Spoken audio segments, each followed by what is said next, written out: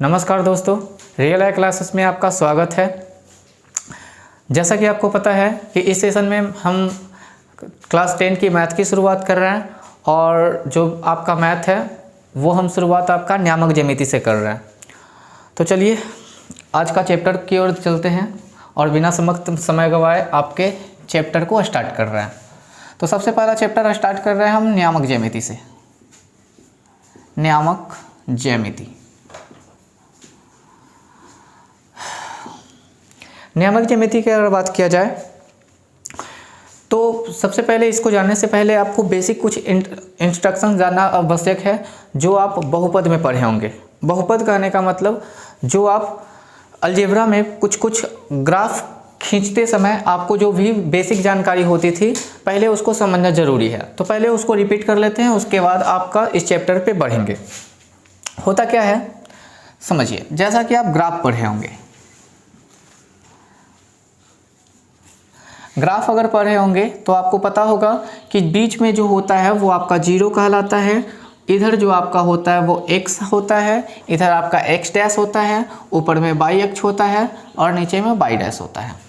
और अगर इस पे यानी ग्राफ पे अगर आपको संख्याओं को प्रदर्शित करना हो तो इधर से आपका प्लस में जाता है, जैसे 1 2 3 4 5 6 आगे अगर लेना हो तो ले लीजिएगा। इधर अगर आएगा मतलब x डैश की ओर अगर आएगा तो इधर आपका माइनस में आएगा, -1 -2 -3 -4 etc। अगर आगे लेना है तो आप ले सकते हैं। जैसे ही आप y अक्ष की तरफ जाइएगा तो ऊपर की ओर आपका प्लस होता है, जबकि नीचे की ओर अगर जाइएगा तो आपका माइनस होता है। आगे कोड कर सकते हैं। और इधर आपका y डैश की ओर चलेंगे तो वो आपका माइनस में आएगा, -1 -2 -3 etc। तो अगर बात किया जाए तो इतना तक आपका बहुपद में पढ़ना होगा। जैसे ग्राफ दिखाने के लिए, ग्राफ पे किसी लाइन को दिखाने के लिए आपको इन सब बेसिक बातों का नॉलेज होना जरूरी है। इसके बाद जब चलिएगा तो इसका उपयोग नियामक ज्यामिति में क्या है, नियामक ज्यामिति में आखिर इसका उपयोग है क्या, पहले इसके बारे में समझते हैं, क्योंकि इसी पे आधारित आपका कुछ ऑब्जेक्टिव पूछ लिया जाता है। अब कुछ ऑब्जेक्टिव पूछ लिया जाता है, कैसे पूछा जाता है, क्वेश्चन कैसा होता है, या तो आपका क्वेश्चन बन कैसे सकता है, पहले समझिए। इधर जहाँ पे सबसे पहले ये समझिए, ये जो आपका क्षैतिज लाइन है, क्षैतिज लाइन को x अक्ष कहा जाता है, जबकि ऊर्ध्वाधर जो लाइन है ऊपर से लेकर नीचे की ओर जो y अक्ष होता है वो आपका y अक्ष, मतलब इधर आपका x अक्ष हो गया और ये वाला y अक्ष हो गया। जहाँ पे जिस बिंदु पे सतह का वह बिंदु जहाँ पर आपका x अक्ष और y अक्ष दोनों एक दूसरे को काटती है, मतलब क्षैतिज लाइन और ऊर्ध्वाधर लाइन जिस बिंदु पर काटती है उसे कहा जाता है मूल बिंदु। इस बिंदु को कहा जाता है मूल बिंदु। और मूल बिंदु का जो निर्देशांक होता है, मूल बिंदु का जो नियामक होता है वो आपका 0 0 होता है। मतलब कहने का क्या होता है, मूल बिंदु का जो नियामक होता है या निर्देशांक होता है वो आपका 0 0 होता है।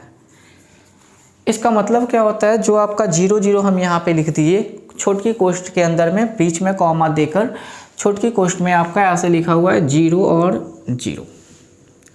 मतलब इसका क्या होता है, इसका मतलब ये होता है कि नियामक ज्यामिति में किसी भी पॉइंट को अगर दिखाना हो तो उसमें आपका x और y दोनों को दिखाना होता है। शुरू वालों को आप x कहिएगा और पीछे वाला को आप y कहिएगा। और ये जो आपका 0 और 0 है, इसका कहने का मतलब है कि जो मूल बिंदु होता है वहाँ पे x का भी मान 0 होगा और y का भी मान 0 होगा, क्योंकि जो शुरुआत का संख्या होता है उसे x अक्ष का पे दिखाया जाता है या x से डिनोट किया जाता है, और जो बाद का संख्या होता है, जो दूसरी संख्या होता है, उसे y आप कहते हैं। इसमें फिर अगर देखा जाए तो ध्यान से समझना, जो आपका चतुर्थांश का ये निर्माण हुआ है तो कहा जाता है कि ये जो सबसे प्रथम है इसको कहा जाता है आपका प्रथम पाद। उसके बाद घड़ी के विपरीत दिशा में चला जाता है, बढ़ता जाता है, मतलब प्रथम के बाद आपका द्वितीय पाद इधर कहला जाएगा, ये आएगा इधर तो तृतीय पाद हो जाएगा, और ये आपका कहला जाएगा चतुर्थ पाद। चतुर्थ पाद ग्राफ के अनुसार जिस तरह से आप पॉइंट दिखाने के लिए या तो आप लाइन दिखाने के लिए किसी भी प्रकार से लाइन खींचने के लिए अगर चिन्ह को दिखाते होंगे, पॉइंट को लेते होंगे, तो उसमें आपको पता होगा कि प्लस की ओर या माइनस की ओर किस तरह से संख्याओं को ग्राफ पे प्रदर्शित किया जाता है, मतलब दिखाया जाता है। तो समझना, यहाँ पे अगर बात किया जाए प्रथम पाद, तो यहाँ पे सबसे पहले आपको बता दिया कि जो छोटकी कोष्ठ में होता है वो संख्या है आपका, फर्स्ट में आपका शुरुआती जो संख्या होता है वो x का मान दिखाता है और बाद की संख्या जो होता है वो आपका y का मान दिखाता है।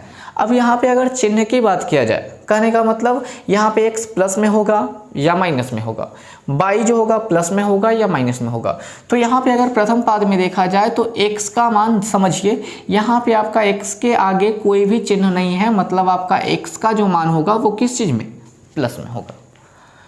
वहीं अगर फिर y को देखा जाए तो y आपका यहाँ पे आपका आएगा, क्योंकि हम प्रथम पाद की बात कर रहे हैं और प्रथम पाद में यहाँ y के आगे संख्याओं में भी कुछ का चिन्ह का, किसी भी प्रकार के चिन्ह का प्रयोग नहीं हुआ है। मतलब आप ऐसा कर सकते हैं कि ये जो है आपका प्लस में y भी प्लस में ही होगा। सेकेंड क्वाड्रेंट में जाइएगा, द्वितीय पाद की अगर बात किया जाए, द्वितीय पाद में अगर जाइएगा तो x और मान y के मान को अगर देखिएगा कि प्लस होगा या माइनस होगा। तो ध्यान से समझना, यहाँ पे आपका शुरुआत में तो x लिखाता है, तो x का वैल्यू जो होगा यहाँ पे आपका माइनस में होगा, मतलब निगेटिव होगा। लेकिन प्लस y का अगर मान देखा जाए तो ध्यान से समझना, यहाँ पे जो y होता है वो आपका प्लस में होता है। तृतीय पाद की अगर बात फिर किया जाए तो यहाँ पे आपका x का मान पहले लिखाएगा और y का मान बाद में लिखाएगा। चिन्ह का प्रयोग जब करना हो कि x प्लस में होगा या माइनस में होगा, तो उसके लिए आप ध्यान से ये इधर देखिए, यहाँ पे आप x का वैल्यू जो है आपका माइनस में है और y का भी जो वैल्यू है आपका माइनस में है।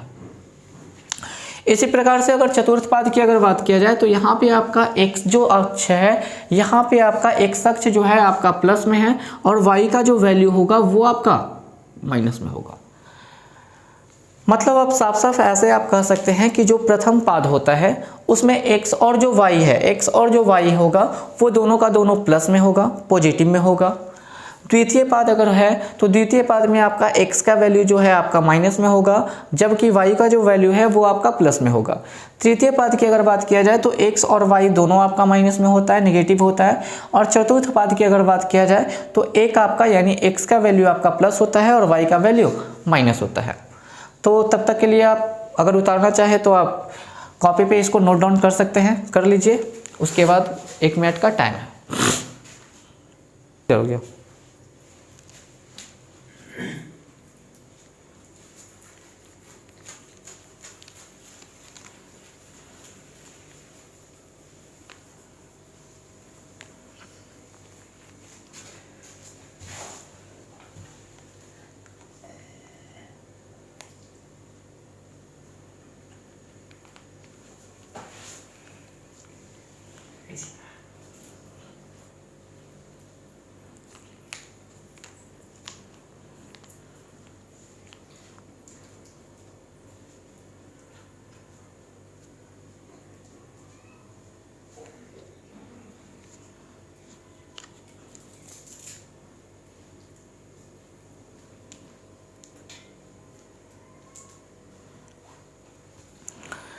चलिए, तो उम्मीद करता हूँ कि आपसे ये कॉपी में नोट कर लिए होंगे। तो चलिए इसके आगे क्वेश्चन इससे कैसे पूछा जाता है उस के बारे में आइएगा।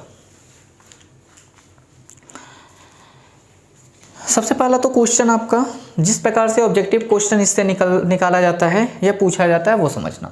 सबसे अगर फर्स्ट ऑफ ऑल क्वेश्चन की बात किया जाए तो आपका क्वेश्चन तो सबसे पहले यही पूछ लिया जाता है कि मूल बिंदु का निर्देशांक कितना होता है या मूल बिंदु का निर्देशांक क्या होता है।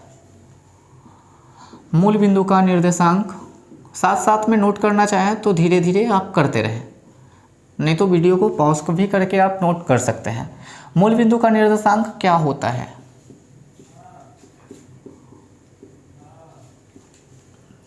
तो जैसा कि आपको पता है कि मूल बिंदु का निर्देशांक हमने अभी बताया है कि मूल बिंदु पहले कहा जाता है किसको, तो एक्स अक्ष एवं वाई अक्ष जिस बिंदु पे एक दूसरे को काटते हैं उस बिंदु को मूल बिंदु कहा जाता है। और जो मूल बिंदु होता है उसका जो निर्देशांक होता है वो 0 0 होता है। मतलब कहने का एक्स का भी वैल्यू जो होता है यहाँ पे आपका वो भी 0 होता है और वाई का भी वैल्यू जो होता है मूल बिंदु पर वो भी 0 होता है। मतलब साफ साफ आप इसको लिख सकते हैं कि जो मूल बिंदु का निर्देशांक होता है वो आपका 0 और 0 होता है। मूल बिंदु का निर्देशांक 0 0 होता है। नेक्स्ट क्वेश्चन की अगर बात किया जाए तो नेक्स्ट क्वेश्चन में आपका ऐसे पूछा जाता है कि बताना जो आपका -4 और 3 है वो किस पाद में स्थित है।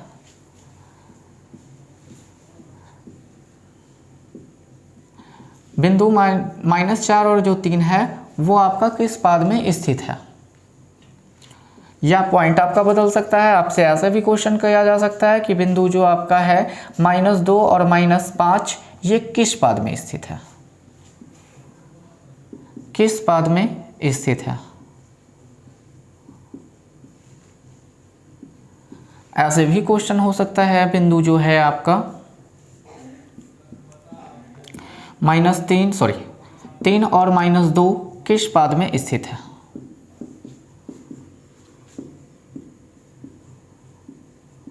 किस पाद में स्थित है। और नेक्स्ट बिंदु 3 एवं 4 किस पाद में स्थित है, किस पाद में स्थित है।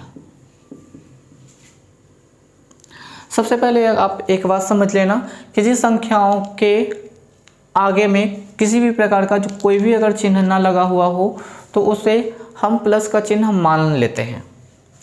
सिंपल वे में अगर किसी भी चिन्ह के आगे कोई सी भी प्रकार के चिन्ह का प्रयोग नहीं हुआ है, मतलब माइनस अगर ना हो, तो आप सिंपल वे में उसको प्लस मान सकते हैं। जैसे यहाँ पे अगर बात किया जाए तो यहाँ पे आपका लिखा हुआ है -4 और 3। तो -4 और 3 यहाँ पे क्वेश्चन ये पूछा है कि ये किस पाद में स्थित है, मतलब ये जो बिंदु है ये कहाँ पे है। 4 आपका 4 प्रकार में आपका कहाँ पे है, प्रथम पाद में होगा या द्वितीय में होगा, तृतीय में है या चतुर्थ में है। तो सबसे पहले यहाँ पे आपको कुछ नहीं करना है, ऑब्जेक्टिव वे में आपका आंसर देना है। तो सबसे पहले क्या करना, आप लोग चिन्ह को ध्यान में रखना। जो आपका x है और जो आपका y है उसमें आपके किस प्रकार के चिन्ह का प्रयोग हुआ है। चिन्ह यहाँ पे अगर बात किया जाए तो यहाँ पे आपका चिन्ह एक आपका x जो है आपका यानी आगे वाला जो चिन्ह है वो आपका माइनस में है, जबकि y जो है आपका प्लस में है, मतलब आगे का माइनस और पीछे का प्लस। मतलब आप ऐसा कर सकते हैं कि ये जो माइनस होगा और प्लस होगा, ये वाला जिस बिंदु में होगा जिस पाद में होगा, ये जो आपका बिंदु जो होगा जिस पाद में स्थित होगा उसी में आपका -4 और 3 स्थित होगा। तो यहाँ पे अगर बात किया जाए माइनस और प्लस का, मतलब x का जो वैल्यू हो वो माइनस हो और y का जो वैल्यू हो वो आपका प्लस में हो, तो शायद आपको नज़र आ रहा होगा कि ऐसा कंडीशन आपका द्वितीय पाद में आता है। यहाँ पे आपका x का मान जो है माइनस में होता है और y का मान प्लस में होता है। तो इसका यानी आंसर आप लोग कह सकते हैं कि ये जो आपका -4 और 3 है ये आपका द्वितीय पाद में स्थित है, ये आपका द्वितीय पाद में स्थित है, द्वितीय पाद में स्थित है। क्यों? क्योंकि आपका आगे का जो आपका x था वो आपका माइनस में था और पीछे का जो y था वो आपका प्लस में था, और माइनस और जो प्लस है वो आपका द्वितीय पाद में है।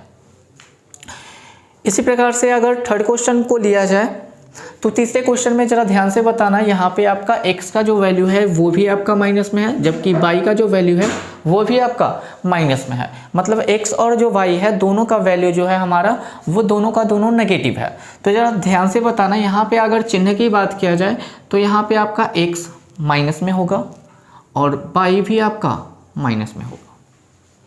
मतलब दोनों का दोनों जो होगा x का भी वैल्यू और y का भी वैल्यू वो आपका दोनों का दोनों आपका माइनस में होगा। देखकर बताना कि वो वैसा कंडीशन आपका किस पाद में है। तो वैसा शायद आपको नज़र आ रहा होगा तृतीय पाद में। तृतीय पाद में आपका x और y दोनों का जो वैल्यू होता है वो आपका नेगेटिव में होता है। मतलब आपका दोनों का दोनों बिंदु आपका यहाँ पे कह सकते हैं कि दोनों का दोनों अगर माइनस में है तो ये आपका जो बिंदु होगा वो तृतीय पाद में स्थित होगा। नेक्स्ट 4 नंबर की अगर बात किया जाए तो ध्यान से बताना, यहाँ पे ध्यान से देखकर कि x का जो वैल्यू है वो तो आपका प्लस में है, लेकिन y का जो वैल्यू है वो आपका माइनस में है। तो प्लस और माइनस किस पाद में स्थित है जरा बताना देखकर। यहाँ पे प्लस प्लस माइनस माइनस और यहाँ पे प्लस और माइनस, मतलब कंडीशन आपसे किससे मेल खाता है, चतुर्थ पाद से। तो यानी कि इसका आंसर आपका हो जाएगा चतुर्थ पाद।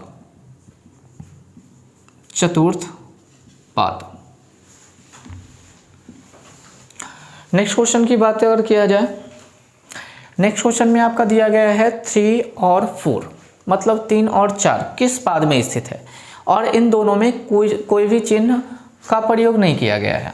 चिन्ह का अगर प्रयोग नहीं किया गया है तो अभी मैंने बताया कि अगर कोई भी चिन्ह आगे ना हो तो हमेशा और हमेशा इसे प्लस का वैल्यू मान लीजिएगा। अगर प्लस मानिएगा तो मतलब कहने का है कि आपका x का भी वैल्यू आपका प्लस में है और y का भी वैल्यू प्लस में है। तो प्लस और प्लस किस पाद में होता है जरा देखकर बताना यहाँ पर से। तो यहाँ पर अगर प्रथम पाद को ही देखा जाए तो प्रथम पाद में ही आपका दोनों का दोनों वैल्यू प्लस में होता है, यानी कि आप आंसर इसका लगा सकते हैं कि जो बिंदु 4 और 3 है ये आपका प्रथम पाद में स्थित है। इस प्रकार का लगभग क्वेश्चन जो होता है, एक क्वेश्चन हर एक एग्जाम में, कहने का मतलब हर एक साल पूछ लिया जाता है। तो आप कृपया कर इन बेसिक चीज़ों को कॉपी में नोट डाउन कर लेंगे। उसके बाद फिर से आपको कुछ क्वेश्चन देंगे, उसके बाद आप लोग खुद बताइएगा कि क्या होगा। नोट डाउन करना चाहें तो कर सकते हैं।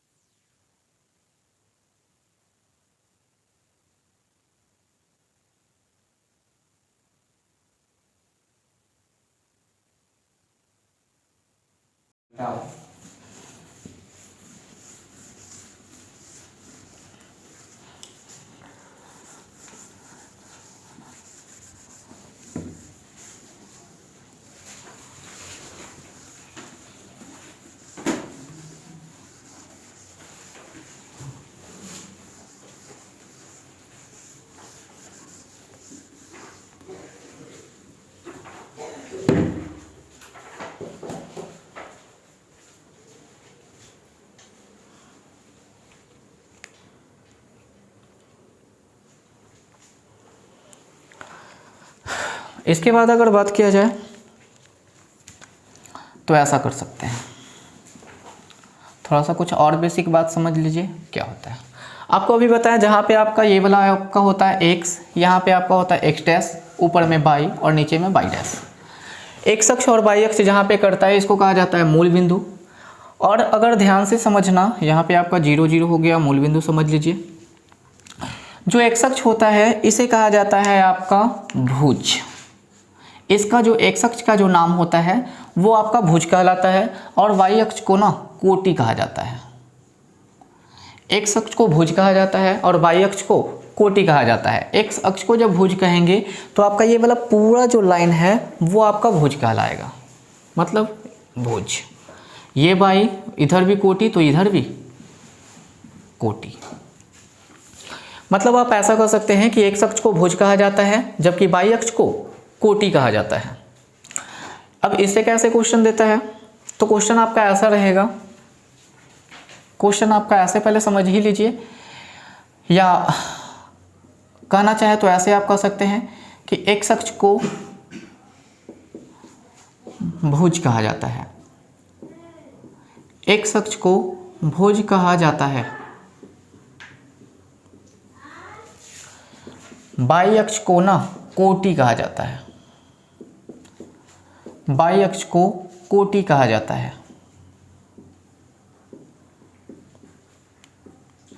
y अक्ष को कोटि कहा जाता है। आप समझ गए होंगे, x अक्ष को भुज कहा जाता है जबकि y अक्ष को कोटि कहा जाता है। इससे आपका 2 प्रश्न हमेशा आपका पूछा गया है, लगभग 2-3 बार रिपीट भी किया गया है। क्वेश्चन आपका ऐसा होता है कि बताना x अक्ष से, पहले क्वेश्चन हम लिख देते हैं उसके बाद आपको बताएंगे समझाकर कि कैसे आप इसका उत्तर दे सकते हैं। क्वेश्चन आपका दिया गया है कि x अक्ष से किसी बिंदु का, x अक्ष से दूरी, x अक्ष से दूरी किसी बिंदु का क्या कहलाती है?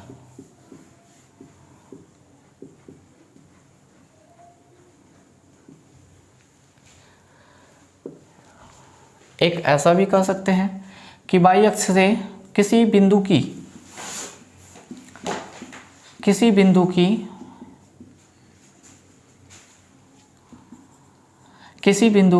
बाई अक्ष से दूरी उस बिंदु का क्या कहलाती है? उस बिंदु का क्या कहलाती है? क्या कहलाती है? किसी बिंदु की बाई अक्ष से दूरी उस बिंदु का क्या कहलाती है? क्वेश्चन आपका ये वाला भी इसी ढंग से पूछा गया था।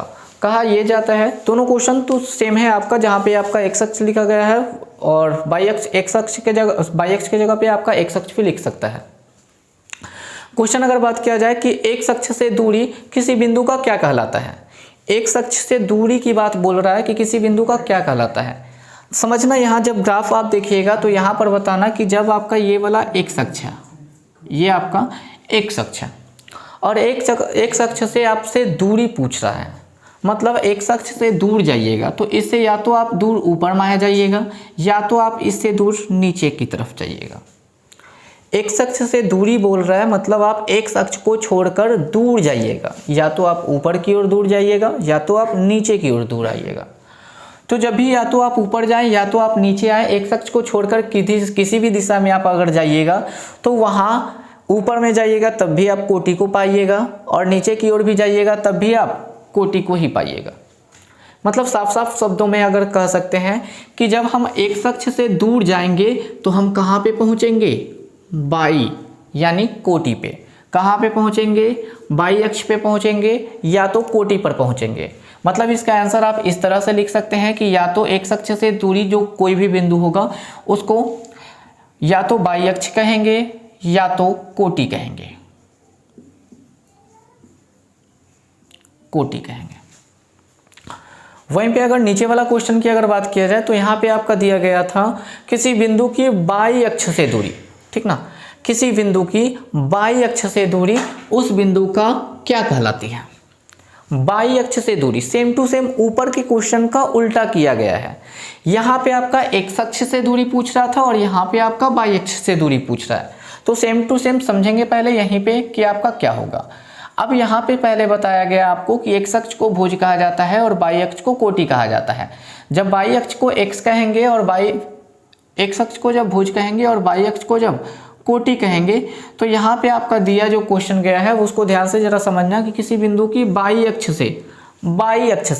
अक्ष मतलब ये ऊर्ध्वाधर जो लाइन है आपका बाई अक्ष, ये अब ये बाई अक्ष से दूरी बोल रहा है, दूरी मतलब बाई अक्ष से या तो आप दूर जाइएगा, या तो इस साइड जाइए या तो इधर की तरफ जाइए। बाई अक्ष से अगर दूर जाइएगा तो उस बिंदु को आप क्या कहिएगा? या तो बाई अक्ष के आगे जाइएगा तो आपका एक्स अक्ष कहिएगा या तो भुज कहिएगा, और इस तरफ भी अगर जाइएगा तो या तो एक्स अक्ष कहिएगा या तो भुज कहिएगा। मतलब साफ साफ शब्दों में आप कह सकते हैं कि किसी बिंदु का जो बाई अक्ष से दूरी है वो क्या कहला जाएगा? तो बाई अक्ष से दूरी भुज कहलाएगा या तो एक्स अक्ष कहलाएगा, इधर की तरफ भी जाइएगा तो या तो एक्स अक्ष कहलाएगा या तो भुज कहलाएगा। मतलब यहाँ पर आंसर आपका हो सकता है एक्स अक्ष या तो भुज, एक्स अक्ष या तो भुज बाई अक्ष से दूरी होगा। चलिए नोट डाउन करना चाहे तो नोट डाउन कर लीजिए।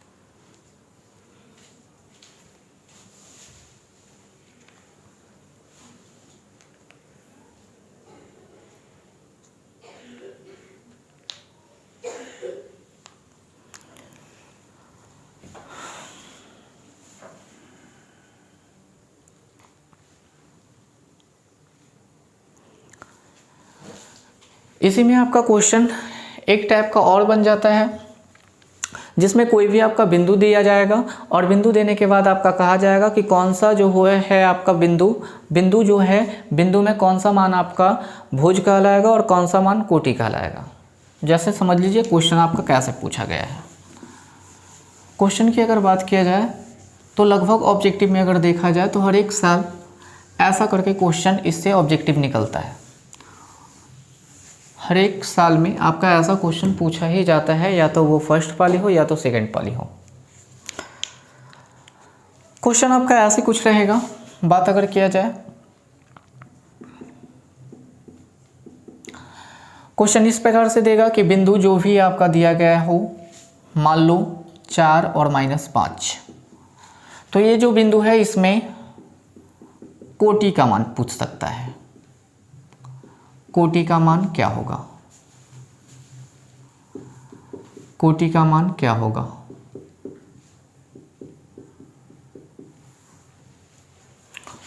सेकंड हो सकता है आपका बिंदु -3 और 2 में भुज का मान क्या होगा?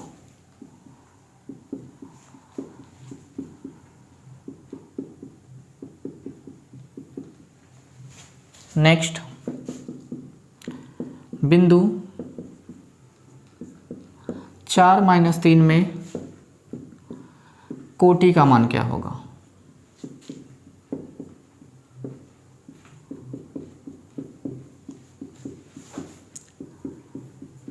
इस टाइप से भी देखा गया है कि ऐसा करके क्वेश्चन आपको दिया जा रहा है।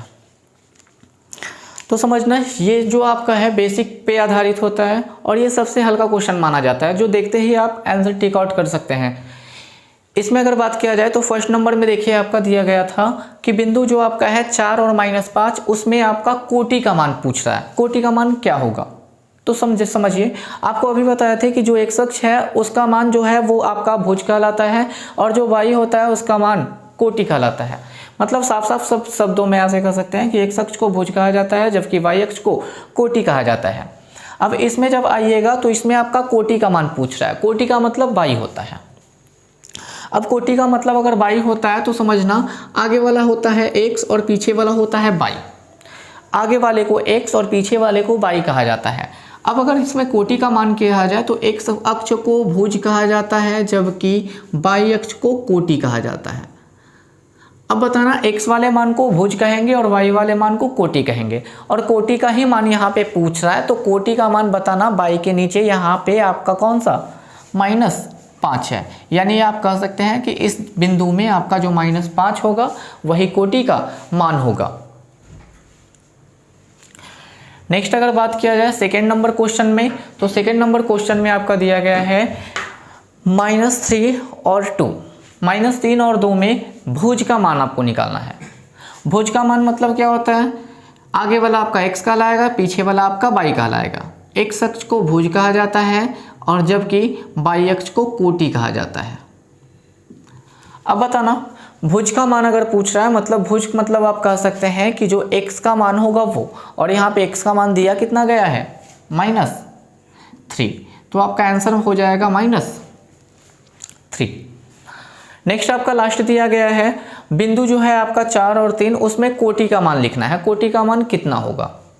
कोटि का अगर मान किया जाए बात किया जाए तो कोटि आपका जो वाई होगा वो आपका कोटि कहलाएगा। सबसे पहले आप अगर समझना चाहते हैं तो लिख लीजिए आप, जो x होगा आगे में होगा, y होगा वो पीछे में होगा, x होगा वो भुज कहलाएगा और y जो होगा कोटि कहलाएगा। अब ध्यान से अगर देखा जाए तो यहाँ पे आपसे कोटि का मान पूछ रहा है। कोटि का मतलब आप y वाले को कोटि कहते हैं तो y का मान यहाँ पे कितना 3 है, मतलब इसका आंसर आपका हो जाएगा कितना 3। तो ये आपका कुछ बेसिक सा सवाल था जो आपसे लगभग हर एक एग्जाम में पूछ लिया जाता है और लगभग ऐसा क्वेश्चन हर एक साल दिया भी जाता है। तो चलिए आज के सेशन में बस इतना ही तक रहते हैं। आगे आपका अगले क्लास में आपको बढ़ेंगे। तब तक के लिए हाँ, एक चीज़ जो भूल गए आपको कुछ बताना था, आपको कहना है बस ये है कि अगर कोई भी आपके साथी या मित्र जो भी इस बार 10th का एग्ज़ाम दे रहे हैं तो कृपया कर उन्हें भी इस वीडियो के बारे में बताएं और उनको शेयर कर दें। तो चलिए आज के लिए इतना ही रखते हैं। अगले सेशन की शुरुआत आपका कल से करेंगे और आगे कुछ क्वेश्चन का भी प्रैक्टिस आपको कल के लिए करवाएंगे। तो कैसे क्वेश्चन पूछा जाता है आपको और प्रैक्टिस के लिए क्वेश्चन दिया जाएगा। तब तक के लिए बने रहिए हमारे चैनल रियल आई पे। तब तक के लिए धन्यवाद।